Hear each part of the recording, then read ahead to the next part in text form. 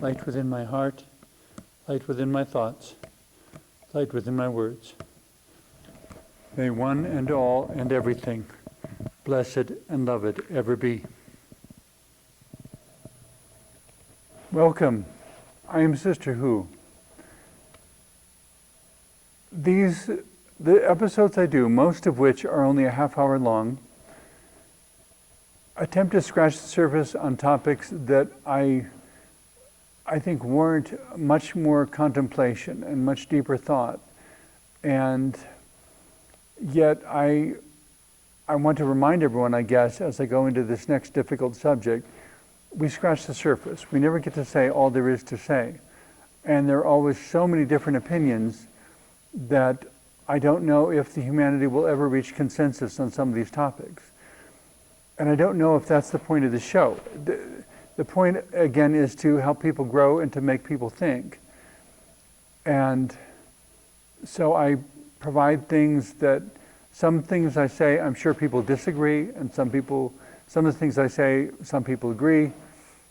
But whether the show is good or bad for you, whether you experience it as positive or negative, should have much more to do with your own process and your own thoughts than with whether you agree or disagree. Because there may be things that I say that you absolutely disagree, and yet it allows you to deepen your thought in a way that you come to a much more thought out or much more, a much deeper understanding of your own opinions and why you believe what you do. One of the ones that I probably will never have a show on because I think it's a little too controversial, but the one comment I will make, with regard to abortion, there are people who are violently in favor, literally violently in favor of no abortion, of prohibiting abortion, and there are people who are emphatically, I don't know if I've heard anyone being violently in support of having the right to an abortion, the right to choose, having people have those medical options. And I would consider it a medical option because it's, in that sense, there's a fine line between abortions and organ transplants and all sorts of other things. These are things that are medically possible within our time, and I don't know if there's any consensus, any complete consensus about whether or not they're the right thing to do. The only comment I would make on abortion is that what I would like to support is that we eliminate the need for abortion. And I guess in that sense, I would love to eliminate the need for hospitals and the whole medical establishment. I'm sure there are other much more worthy things we can find for our doctors and nurses and specialists to do. In developing themselves, their creativity, their artistry, and in all kinds of other professions, maybe even becoming scientists of the human body to where if they all work together, maybe they could map the human brain, which I think is a challenge that is still hundreds of years in the future, to be able to completely map the human brain and understand every cell in the human body, because there is so much about ourselves that we don't understand yet. But I would support eliminating the need for abortion, that by developing sufficient self-discipline, I think there was a slogan that someone told me at one time was associated with the Planned Parenthood organization, and that was that every child be a chosen child.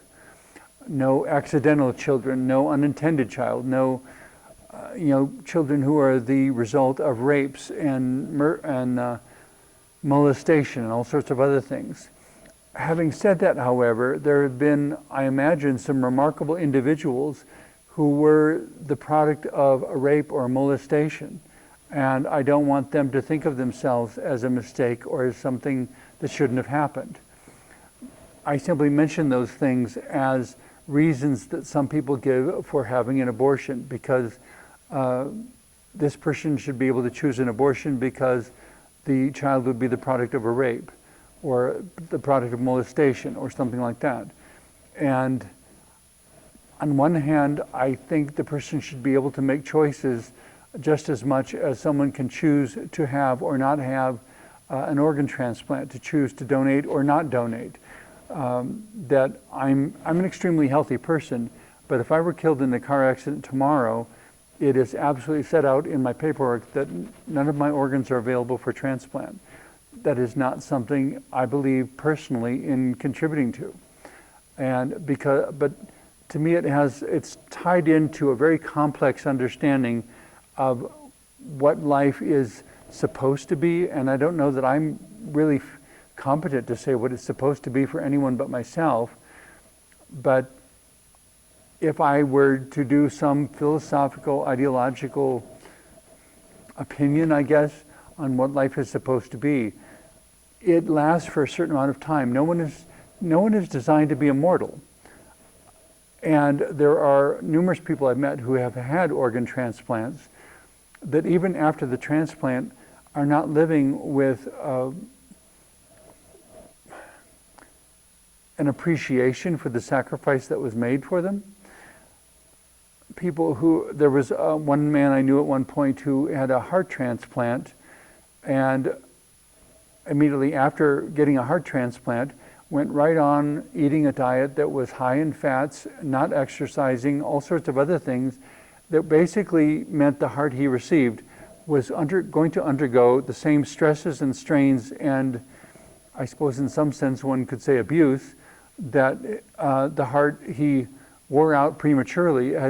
The reason it wore out prematurely was because of the way he had basically abused it with poor diet and lack of exercise.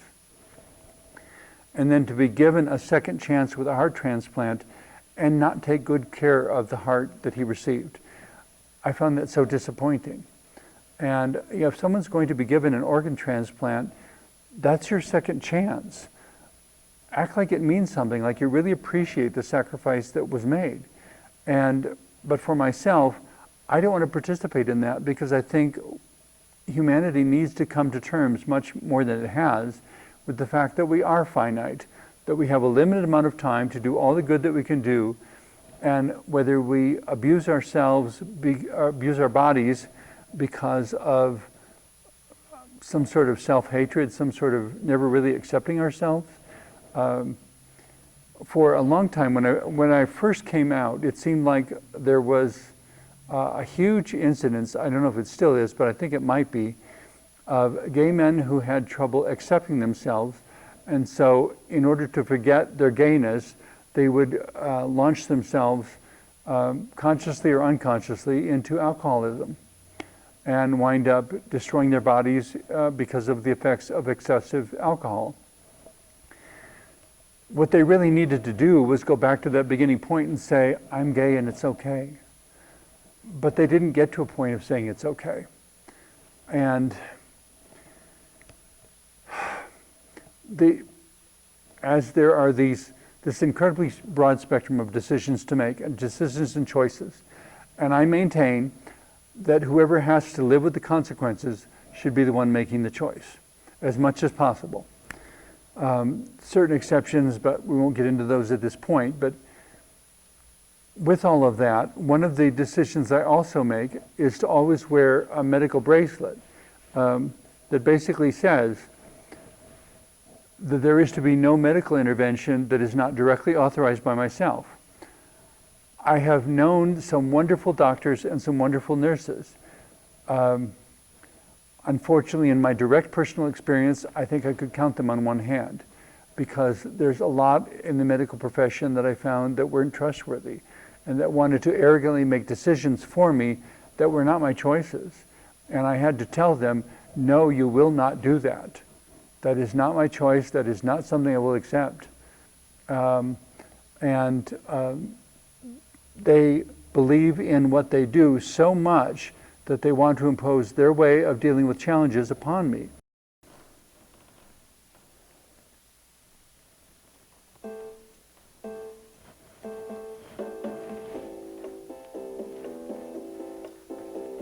The sacred object in my hand, the words that use my voice, the steps I dance around the fire demonstrate my choice. the name I call into the night, and by which I greet the day. With heart and mind and all I am, I live each dawning day.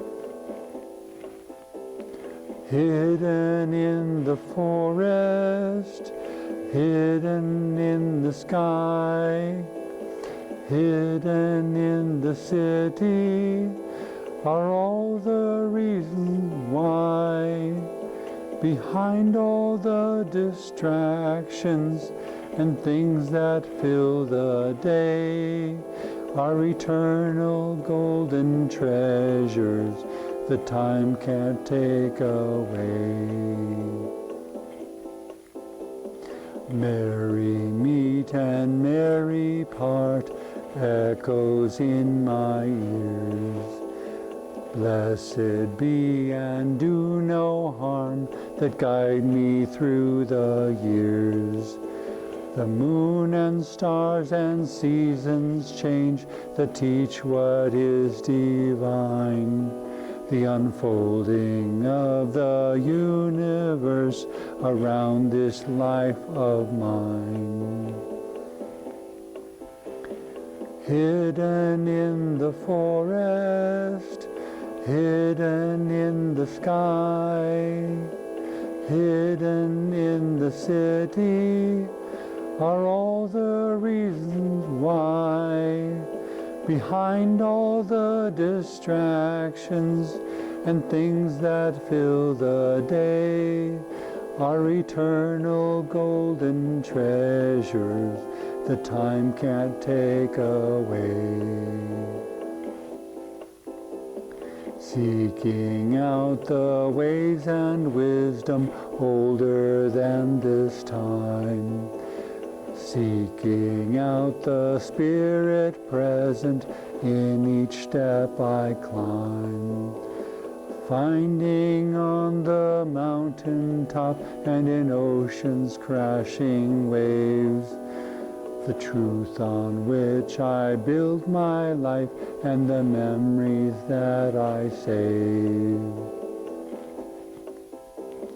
Hidden in the forest, hidden in the sky, hidden in the city, are all the reasons why. Behind all the distractions and things that fill the day are eternal golden treasures that time can't take away.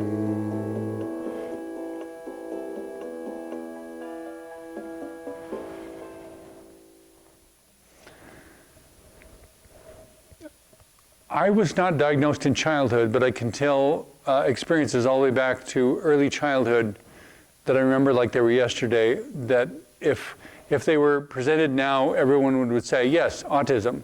But in my childhood, no one knew what that was. So I was diagnosed finally at the age of 50 after having a whole lifetime of struggle. And one of the things to begin with, first a basic explanation of autism. One of the things I read shortly after being diagnosed was that autism is like the brain has been wired backwards, and one perceives details first and generalities second, or not at all. The metaphor often used to explain that is looking at a jigsaw puzzle. A neurotypical person who is not autistic would see a picture composed of many pieces. An autistic perspective would see 500 pieces competing for attention, which is why very often in an autistic perspective, they speak of being overwhelmed. It's too much information going through the brain all at once. It kind of reminds me of, if anyone remembers what it is, a Pentium 1 computer. One of the complaints about the Pentium 1 computer years ago was that you would try to open a program and you get this little hourglass that would show up on the screen, and it would sit there for about 3 minutes before the program finally opened. That's an example of too much data trying to go through a processor that is not capable of handling that much data. or in other words, 500 pieces competing for attention. And until all 500 pieces get in place, we can't throw the picture up on the screen. In terms of the experience of autism, one of the things that confirmed to my clinical psychologist that I am autistic is that I was very late in learning to talk. But once I learned to talk, I went almost overnight. I went from not talking to being the little professor, and I was reading full-length novels by the time I hit 4th grade, way ahead of everything. But it took me a long time before I could talk. And it took me, I think I was 7 or 8 before I learned how to ride a bicycle, because I just couldn't balance to integrate that many variables at once. And I never really did learn to swim because I couldn't deal with the overwhelming sensation of floating. And so I had to hang on to the side of the pool because I had to focus on that firm grip. And as long as I was anchored to something firm, I could remain calm. But the minute I was floating, it was an overwhelming influx of mental input. Every sensation, every sound, every feeling, temperature, everything. And it was too much for my brain to process at once, and I would instantly panic. When I go places, I have an autism service dog I take with me, and he really does function as my anchor in all situations. He's trained to be incredibly calm, and if I start getting overwhelmed, he'll actually climb up on my lap to help me ground, because having a 70-pound dog sitting on your lap is very grounding. He's just been the most amazing, wonderful service dog.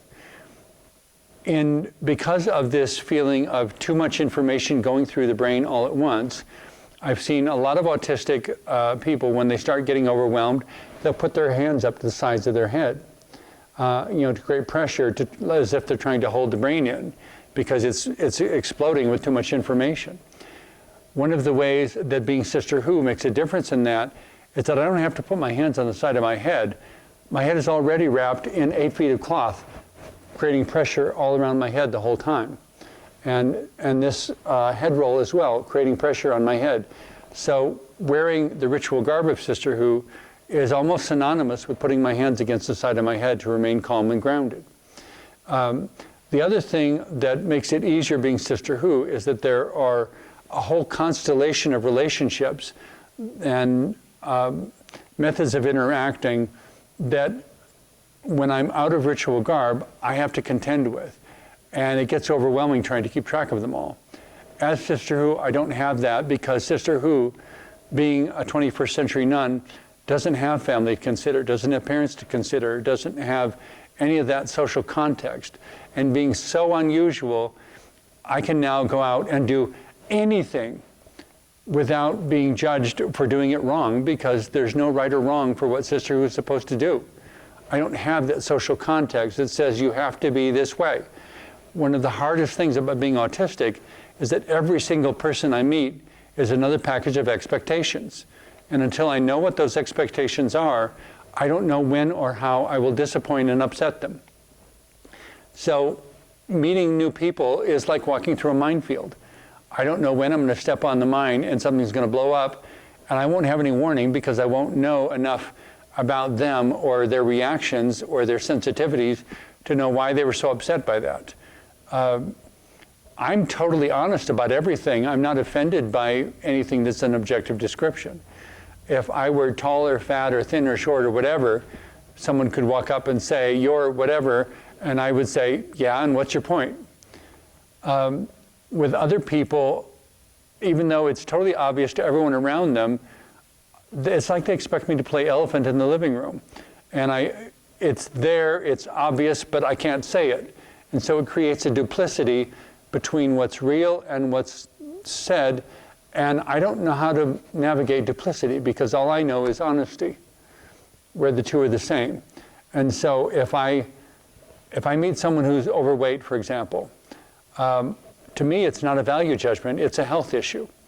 And so it's like, so you're fat, big deal. It doesn't matter.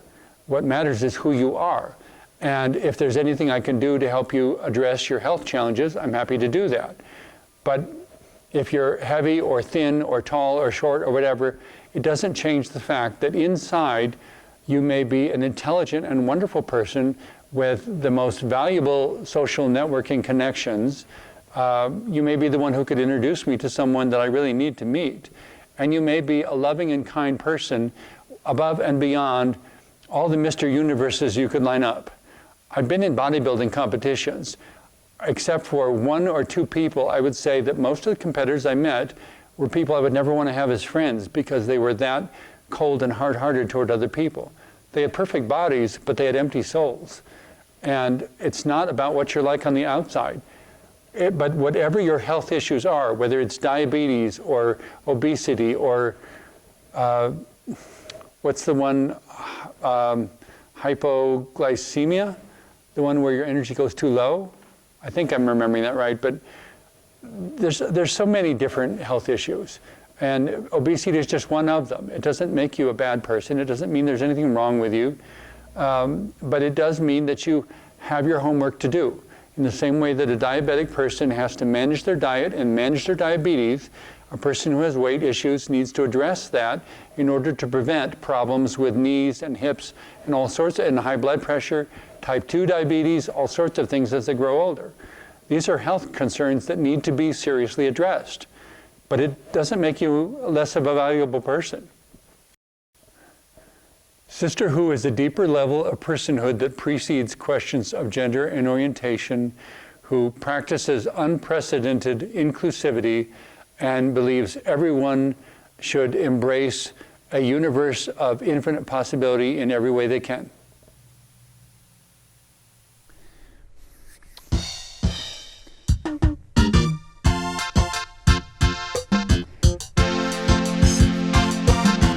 My face the canvas, my fingers the brush, a visage transformed by a careful touch.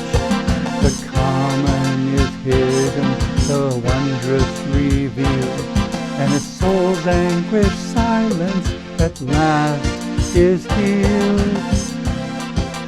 Is this my face by which I'm known? Can lines and colors show how I've grown? Are these my clothes, my body's wings, that rise and soar with each song I sing? A soul outward turned and its language expressed, its fingerprints painted, its feet brightly dressed, the swirl of its garment, a rhythm-bound sway, a voice without words that shines away. Is this my face by which I'm known? Can lines and colors show how I've grown? Are these my clothes, my body's wings, that rise and soar with each song I sing? A symbol, a meaning, a riddle, a sign, a question and answer, a need to define. What am I now? Have I been or will be? What is the essence that truly is me? Is this my face by which I'm known? Can lines and colors show how I've grown? Are these my clothes, my body's wings, that rise and soar with each song I sing? Hidden within by God's design, treasures unique we've yet to find. This is my face by which I'm known. My lines and colors show how I've grown. These are my clothes, my body's wings, that and my spirit soars within these things. Yes, my spirit soars within these veins.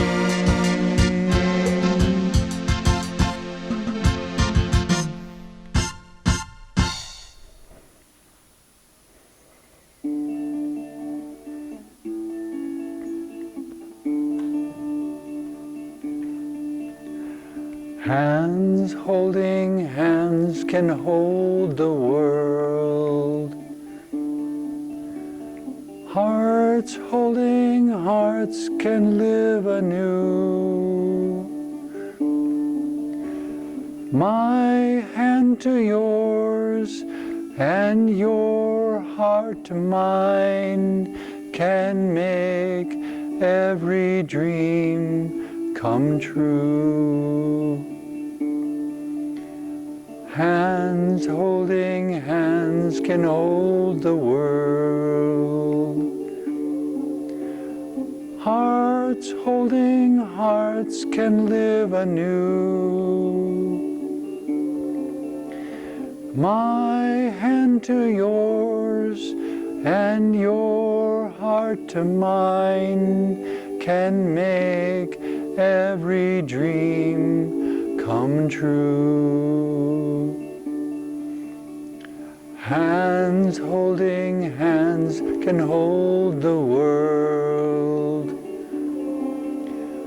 Hearts holding hearts can live anew.